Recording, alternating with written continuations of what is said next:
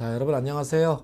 자, 여러분들과 함께 직업 정보론 1차 필기시험을 대비한 공부를 함께 하고 있습니다.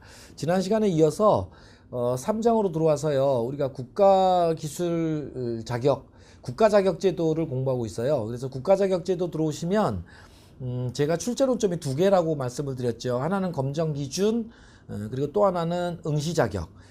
그래서 지난 시간에는 검정기준하고요.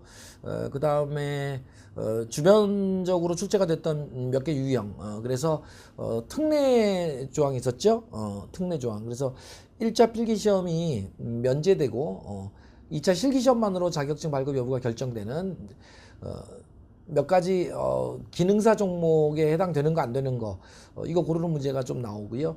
그 다음에 국가자격제도에 있어서의 국가자격별 직무 분야가 어디냐, 경영 분야냐, 회계 분야냐, 또는 사무 분야냐, 또는 스포츠 또는 정보기술 분야냐, 거기에 해당하는 국가자격 골라내는 문제, 이 정도 우리가 나머지 거 봤고요. 이제 본체적인 내용 두 번째, 응시자격 쪽 공부할 거예요. 근데 응시자격 쪽은 제가 말씀을 드렸듯이 기술기능 분야 일반적인 경우에 응시자격과 서비스 분야의 응시자격 쪽이 완전히 달라요, 내용이. 그 이유는 이제 공부를 해보면 우리가 알 거고요. 자, 그래서 먼저 501페이지에 국가기술자격의 응시자격 기준 중에 양가로 1번, 자, 기술기능 분야의 응시자격 먼저 보고요. 이게 나오면 좀 어렵다고요. 그리고는 넘겨서 양가로 2번에서 서비스 분야의 응시자격 공부하도록 하겠습니다. 자, 그럼 기술기능 분야의 응시자격은 이제 기술사부터 시작되죠. 기술사, 기능장, 그 다음에 기사, 산업기사, 기능사로 갈 건데 응시자격은 크게 몇 가지 기준으로 나눠봐요. 네 가지 기준으로 나눕니다.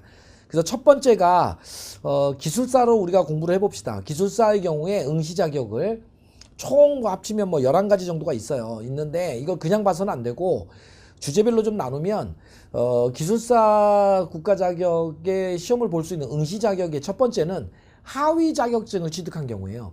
그래서 하위 자격증을 취득한 사람이 몇 년의 실무 경력을 쌓으면 기술사 시험을 볼 수 있는 자격이 주어지는 거지. 그죠? 그래서 그 포맷을 좀 기억을 해 주셔야 돼요.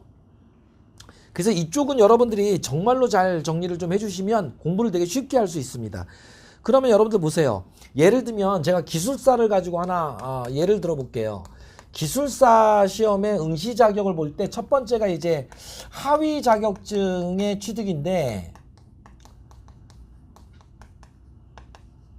하위 자격증 취득 경우에 보면 기술사의 하위 자격이니까 이제 기사, 산업기사, 기능사 자격을 취득한 사람이 몇 년의 실무 경력을 쌓으면 기술사 시험을 볼 수 있느냐 이거거든요. 기준을 잡으면 나머지 것들은 되게 쉽단 말이에요. 그럼 여러분들 첫 번째 기준이 뭐야? 기술사 시험의 하위 자격이 기사 자격이죠? 그러면 첫 번째가 기사 자격 취득 후 몇 년 이상의 실무 경력을 가지면, 실무 종사를 하면 기술사 시험을 응시할 수 있느냐, 요거 포맷 잡는 거예요. 그러면 여기서 기사 다음에 하위 자격이면 두 번째가 뭐겠어요? 산업기사죠. 산업기사 자격 취득 후 몇 년 이상의 실무 종사를 하느냐. 세 번째, 산업기사 밑에면 기능사잖아요. 그러면 기능사 자격 취득 후에는 몇 년 이상의 실무 종사 경력을 가지면 기술사 시험을 응시할 수 있느냐. 요렇게 하나는 논점으로 보는 거예요. 그러면 이게 기술사 다음에 기사로 내려오면 하위 자격은 산업기사와 기능사밖에 없잖아요. 점점 이제 줄어들거든요. 그러면 숫자, 여기가 정답 포인트예요. 그래서 기준만 하나 잡으시면 돼. 그러면 하위 자격증 취득의 경우에 이제 여러분들 뭘 체크해야 되는지 알겠죠? 제가 필기한 요 내용을 체크하는 거예요. 동그라미 1번 보세요. 501페이지 표에서 기술사 응시 자격, 하위 자격증 취득 경우에 동그라미 1번. 자, 거기서 보시면 문장은 뭐 길지만 우리는 뼈대만 찾을 거니까, 응시하려는 종목이 속하는 동일 및 유사 직무 분야에 기사 자격을 취득한 후 동일 유사 직무 분야에서 4년 이상 실무에 종사한 사람, 이렇게 돼 있죠. 여러분들이 체크할 건 그러니까 뭐예요?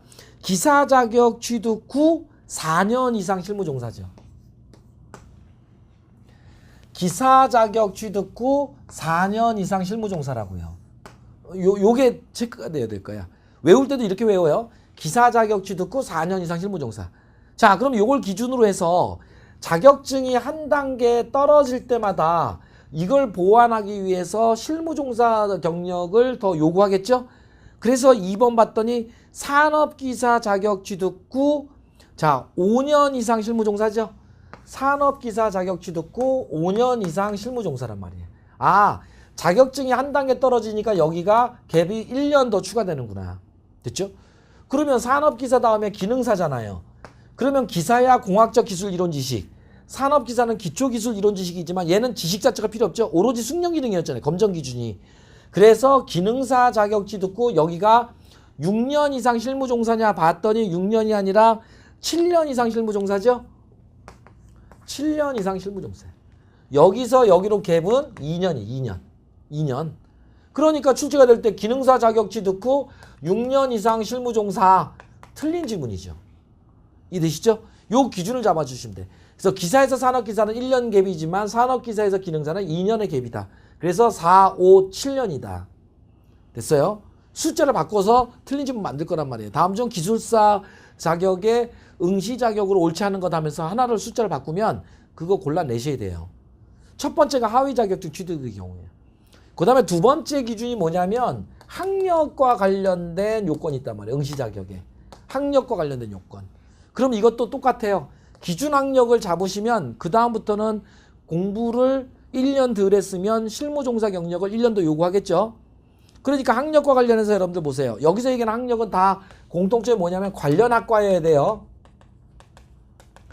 관련 학과가 아니면 학력으로 인정되지 않습니다. 자, 그러면 관련 학과의 대학 졸업자 등으로서 졸업 후 응시하려는 종목에 속하는 동일 유사 직무 분야에서 6년 이상 실무 종사한 사람이죠.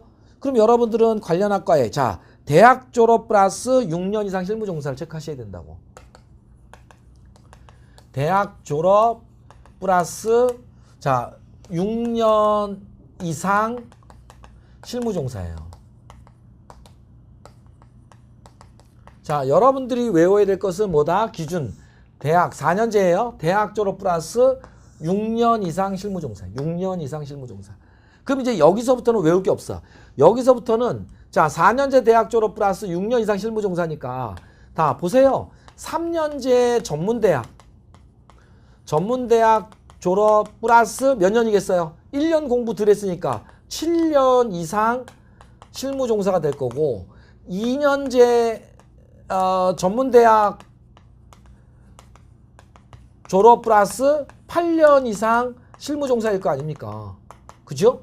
그래서 3년제 전문대학 플러스 7년 이상, 2년제 전문대학 플러스 8년 이상 이렇게 보시면 돼요. 그러니까 요놈만 머릿속에 딱 기준 학력만 기억해 놓으시면 되죠. 됐죠? 그래서 학력과 관련된 요건 기억하시고요. 대학 졸업 플러스 6년 이상이야. 그 다음에 세 번째 응시 자격이 있는데 요거는 뭐냐면 훈련 과정을 이수한 경우에요.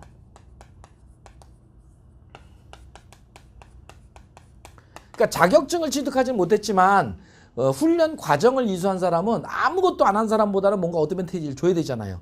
그래서 자격증 취득보다는 한 절반 정도 인정해 줍니다.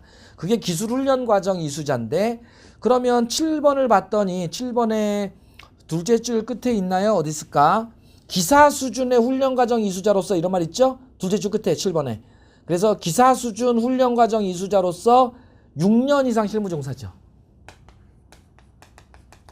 기사 수준의 훈련 과정을 이수한 사람 플러스 6년 이상 실무종사. 그래서 기사 수준의 훈련 과정 이수 플러스 6년 이상 실무종사예요.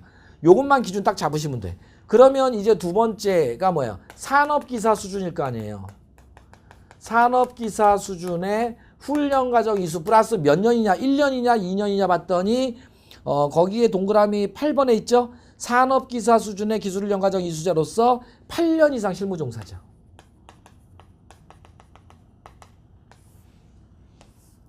산업기사 수준의 기술훈련 과정 이수자 플러스 8년 이상 실무종사야. 재밌죠? 기사 자격에서 산업기사 자격으로 떨어지면 여기는 갭이 1년이라고 그랬어요. 1년. 그죠? 4년, 5년. 그런데 훈련 과정 이수 쪽은 갭이 2년이에요. 2년. 그러니까 여기가 7년이 아니죠. 7년 이상이 아니라 8년 이상 실무종사예요. 훈련과정 이수 쪽은.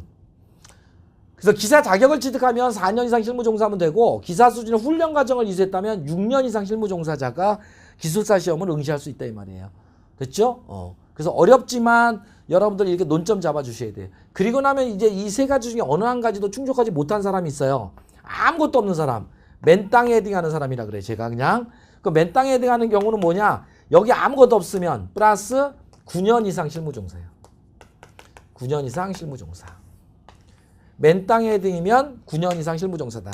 그게 기타의 9번에 있죠? 9년 이상 실무종사. 됐어요. 여기가 기술사 국가자격제도에 있어서의 응시자격이야. 이 중에서 4개 뽑아서 여러분들 하나 숫자 바꾸면 그놈이 정답이라고요. 어렵죠. 그러니까. 그래서 그냥 외우시면 안 돼요. 반드시 머릿속에 이 그림을 가지고 가셔야 돼요. 그러면 이제 여기서부터 산업기사, 기능장 산업기사, 기능사로 내려오면서 점점 이게 양이 줄고 기능사 마지막으로 가면 기능사는 응시자격 제한이 없어요. 그러니까 그건 외울 게 없죠. 그럼 이제 여러분들 이런 포맷으로 체크를 한번 해보세요. 밑줄 긋고 동그라미 치고 주제어 서술어. 그러면 기능장은 맨 나중에 볼게요. 기능장은 기술사와 기사 중간 정도에 해당하는 거라서 기사를 먼저 봅니다. 502페이지. 자, 그러면 기사의 응시 자격을 볼까요? 기사의 응시 자격은 이제 2개밖에 없죠. 산업기사와 기능사. 그러면 하위 자격증 보세요. 산업기사 자격 취득 후 1년 이상 실무종사. 산업기사 밑줄 그시고 1년 이상 동그라미 쳐야죠. 실무종사는요. 요게 기준 잡으면 돼. 그러면 그 밑에는 이제 기능사 자격 취득 후 3년 이상 실무종사겠죠? 왜? 산업기사에서 기능사로 갈 때는 2년의 갭이라 그랬잖아요. 그래서 산업기사 자격 취득 후 1년 이상 실무종사. 기능사 자격 취득 후 3년 이상 실무종사. 2개 외우시고요. 그 다음에 학력과 관련해서 봤더니 기사는 대학 졸업 플러스 실무종사 X죠? 동그라미 3번에 관련학교 대학 졸업자 등 또는 그 졸업 예정자 돼 있잖아요. 그러니까 그 뒤에다가 플러스 실무종사 X 이렇게 쓰면 되잖아요. 그러면 대학 졸업 플러스 실무종사 X가 기준이면 3년제 전문대학 졸업 플러스 실무종사 1년 이상 실무종사 2년제 전문대학 졸업자 플러스 2년 이상 실무종사는 당연히 나오죠. 당연히 나오죠. 공부 1년, 2년 덜 했으면 실무 경력을 1년, 2년 더 요구하니까 기준만 딱 외우시면 돼요. 그래서 학력과 관련된 기사 자격은 기준이 뭐라고요? 대학 졸업 플러스 실무종사 X 이것만 외우시면 된다. 그러면 기술훈련 과정 이수자의 경우를 봤더니 자 기사 응시 자격이니까 기사 수준의 기술훈련 과정 이수자 플러스 실무종사 X 그러니까 7번 산업기사 수준의 기술훈련 과정 이수자 플러스 2년 이상 실무종사죠. 기사에서 산업기사로 오면 2년의 갭이니까 그래서 기사 시험의 응시 자격은 기사 수준의 동급인 기사 수준의 훈련 과정 이수 플러스 실무종사 X만 외우시면 돼요. 그러면 산업기사 수준의 훈련 과정 이수 플러스 2년 이상 실무종사가 나오죠. 자연스럽게. 훈련 과정 쪽은 산업기사까지만 있어요. 기능사 수준의 훈련 과정은 없어요. 없으니까 아무것도 없잖아요. 그 다음에 이 중에 어느 것도 없으면 맨땅에 헤딩하면 4년 이상 실무종사죠. 8번에 있네요. 기타에. 맨땅 헤딩이면 4년 이상 실무종사다. 이렇게 보시고. 그리고 나면 이제 그 밑에가 산업기사죠. 그럼 산업기사는 하위 자격증이 기능사밖에 없잖아요. 그럼 봤더니 기능사 자격 취득 후 1년 이상 실무종사. 요것만 외우시면 되죠. 그 다음에 학력과 관련해서는 봤더니 2년제 전문대학 2년제나 3년제 전문대학 졸업 플러스 실무종사 X죠. 그러니까 4년제 대학 졸업이면 당연히 실무종사 X죠. 오히려 1년 내지 2년 공부를 더 한 거니까. 기술훈련 과정은 동급인 산업기사 자격, 산업기사 수준의 훈련 과정 이수 플러스 실무종사 X네요. 이 중에 어느 것도 없으면 맨땅 헤딩이면 2년 이상 실무종사네요. 5번에. 여기까지 보시고요. 나머지는 그냥 가볍게 보세요. 그래서 특히 이제 산업기사에서는 보면, 기능경기대회 입상자도 산업기사 시험에 응시 자격은 있죠? 뭐, 기능올림픽 이런 거 있었잖아요. 왜? 그 다음에 기능사 자격은 응시 자격의 제한이 없다. 자, 이렇게 놓고 보면 기능장의 국가자격제도에 있어서는 응시 자격이 어떤 건 기술사와 어떤 건 기사와 유사단 말이에요. 그런 식으로 해서 여러분들이 좀 정리하세요. 그래서 기준을 좀 잡아놓는 게 되게 중요하다. 자, 이렇게 해서 기술 기능 분야의 일반적인 응시 자격을 봤고요. 이게 끝나고 나면 이제 두 번째 양가로 이번에 서비스 분야의 응시 자격이 있어요. 이거는 제가 정리를 해버렸어요, 그냥.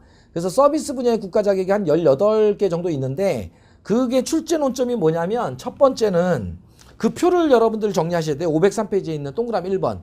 응시 자격의 제한 유무가 있고 동그라미 2번에 응시 자격의 제한이 있는 서비스 분야의 국가 자격이 있죠. 요게 출제 포인트예요. 그래서 여러분들은 지금 이제 보시면 서비스 분야잖아요. 서비스 분야의 응시 자격, 국가 자격에서 응시 자격은 일단 가장 기본적인 출제 논점이 뭐냐면 그 표에서 그 표를 이해를 하셔야 돼요. 그 표를 이해하시면 응시 자격에 제한이 없는 국가 자격이 있고요. 응시 자격에 제한이 있는 국가 자격이 있어요. 왜 그러냐면 서비스 분야는 국가 자격이더라도요.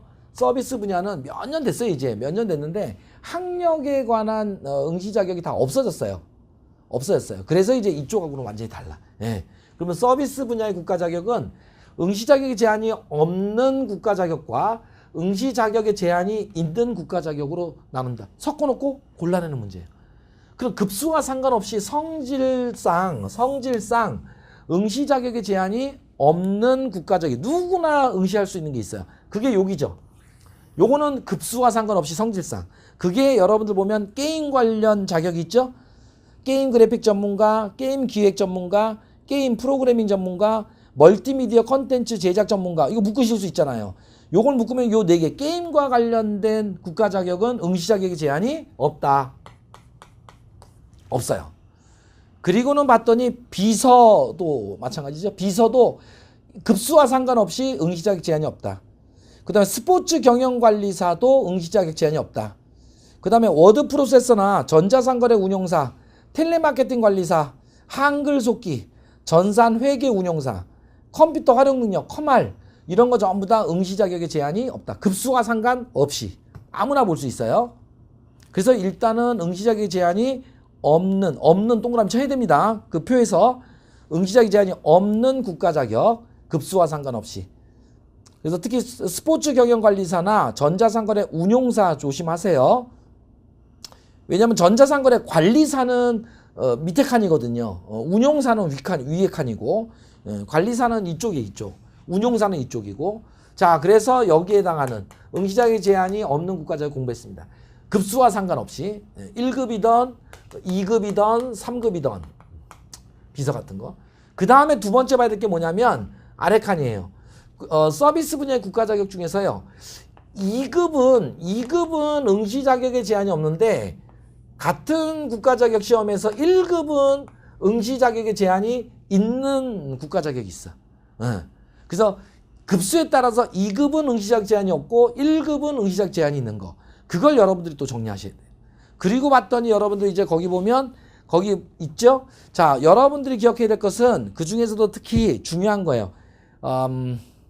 4가지가 기억되셔야 되는데 그 표에서 제가 정리를 해드렸죠. 사회조사 분석사.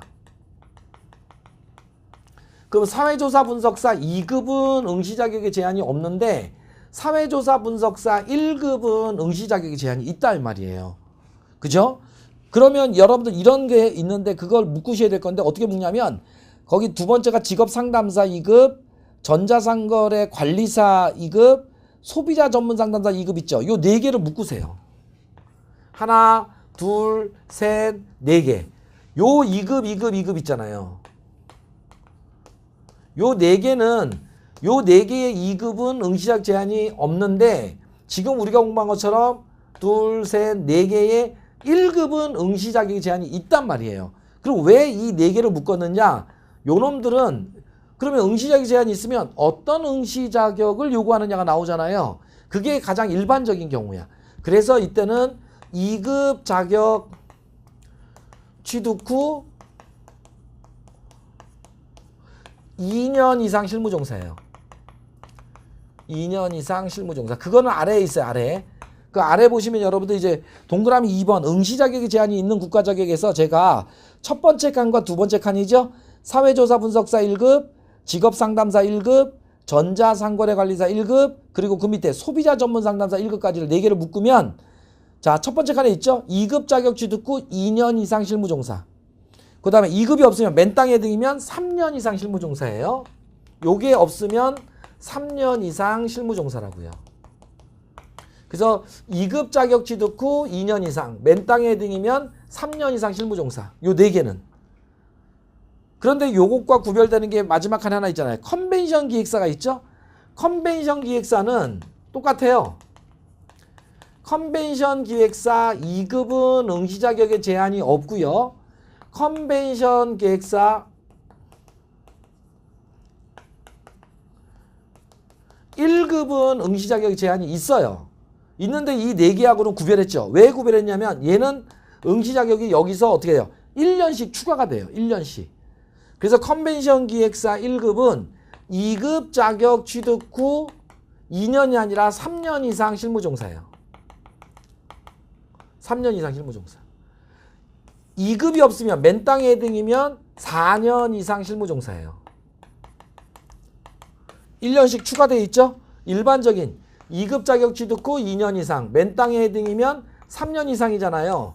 그런데 컨벤션 기획사 1급은 다른 이 4개의 1급과 달리 2급 자격 취득 후 3년 이상, 맨땅 헤딩이면 4년 이상, 1년씩 추가되어 있다고요. 그래서 이게 무진장 출제가 되는 거예요. 응시 자격이 다른 것 또는 응시 자격을 설명으로 옳지 않은 것 할 때. 그래서 똑같은 여기 동네는 1급으로서 응시 자격 제한이 있는데 그 내부적으로는 4개와 요 한 놈 구별한다. 두 번째 논점. 어쨌건 아래 칸에 있는 놈들은 전부 다 2급이면 응시 자격 제한이 없고 1급이면 응시 자격 제한이 있잖아요. 그런데 2급이지만 응시 자격 제한이 있는 게 있어요. 그게 임상심리사예요. 그래서 임상심리사는 1급은 당연히 응시 자격에 제한이 있는데 임상심리사 2급도 응시 자격에 제한이 있다. 그래서 1급과 임상심리사 2급은 둘 다 응시 자격 제한이 있어요. 그러니까 지문에 나오면 전부 다 지문이 무슨 자격 2급인데 세 놈은 응시 자격 제한이 없는데 한 놈은 2급이지만 응시 자격 제한이 있는 게 있죠. 그래서 임상심리사 2급이 출제가 많이 돼. 그러면 2급의 응시 자격 제한을 공부하고요. 1급의 응시 자격 제한을 공부하시면 됩니다. 그런데 2급보다 1급은 훨씬 더 엄격하겠지. 더블로 올라가요. 더블로. 그래서 2급을 먼저 공부하고 1급을 봅니다. 그래서 임상심리사는 1급뿐만 아니라 2급도 응시 자격 제한이 있다. 그러면 임상심리사 2급의 응시 자격을 보세요. 밑에 동그라미 2번에서. 봤더니 자 임상심리와 관련해서 자 1년 이상 실습 수련 또는 2년 이상 실무종사로서 대학 졸업이죠. 체크하셔야 돼요. 1년 이상 실습 수련을 받은 사람 또는 2년 이상 실무종사한 사람으로서 대학 졸업. 그런데 임상심리사 1급은요. 더블로 올라가요. A번 보세요. 2년 이상 실습 수련 또는 4년 이상 실무종사 플러스 석사학위 이상이죠. 다 더블이잖아요. 2년 이상 실습 수련 또는 4년 이상 실무종사 플러스 석사학위 이상. 그리고는 임상심리사 1급의 B번을 보세요. 2급 자격 취득 후 5년 이상 실무종사야. 그러니까 여기 4가지는 2급 자격 취득 후 2년 이상 실무종사. 컨벤션 기획사는 2급 자격 플러스 3년 이상 실무종사인데 임상심리사 1급은 2급 자격 취득 플러스 5년 이상 실무종사야. 5년 이상. 중요하죠. 5년. 됐어요? 그 정도 보시고 나머지는 뭐 똑같으니까 외국에서 동일 자격 취득한 사람도 응시 자격이 있다는 걸 확인만 하시고 됐죠? 그렇게 정리를 해 주셔야 돼요. 어렵죠? 그래서 크게 출제 유형은 서비스 분야의 응시 자격은 응시 자격의 제한이 있는 거와 없는 거 섞어놓고 골라내는 문제. 두 번째, 응시 자격의 제한이 있을 때 어떤 응시 자격의 제한이냐? 요 4가지와 컨벤션 기획사 구별하시고요. 임상심리사는 1급뿐만 아니라 2급도 응시 자격 제한이 있다. 어떤 응시 자격 제한이 있느냐까지 가주셔야 돼요. 됐습니다. 그리고 나면 마지막에 국제의료관광 코디네이터 확인 좀 해주시고요. 2013년에 신설된 국가자격인데 일단은 그 정도만 보세요. 그래서 공인어학 성적 국제잖아요. 국제의료관광 코디네이터. 그래서 공인어학 성적을 충족했다는 걸 전제로 관련 학과의 대학 졸업 플러스 실무종사 X죠. 그죠? A번. 그러니까 당연히 2년제 전문대학 플러스 2년 이상 실무종사. 3년제 전문대학 플러스 1년 이상 실무종사. 그 다음에 맨땅에 등이면 4년 이상 실무종사. 그 다음에 관련 유관 자격증 가지고 있는 사람도 응시 자격이 있고요. 됐어요? 여기까지 보시면 됩니다. 자, 그래서 이 지금 우리가 공부한 게 국가 자격제도 응시 자격인데 크게 기술 기능 분야의 일반적인 요거 쪽하고 서비스 분야 쪽으로 나누어서 정리를 했어요. 이걸 여러분들 이제 외우시고 문제를 많이 풀어 보시면 됩니다. 예, 그러면 문제 유형들이 눈에 보이실 거예요. 자, 이렇게 해서 제 3장 직업 관련 정보에서 우리가 공부를 해야 될 내용 다 정리했고요. 다음 시간에 여러분들 우리가 4장에서요. 4장에서 마지막으로 직업 정보의 수집 분석 과정에서의 유의사항들하고요. 그 다음에 워크넷상의 고용 통계 용어들 공부하면서 직업 정보론을 마무리 짓도록 하겠습니다. 수고 많이 하셨습니다. 감사합니다.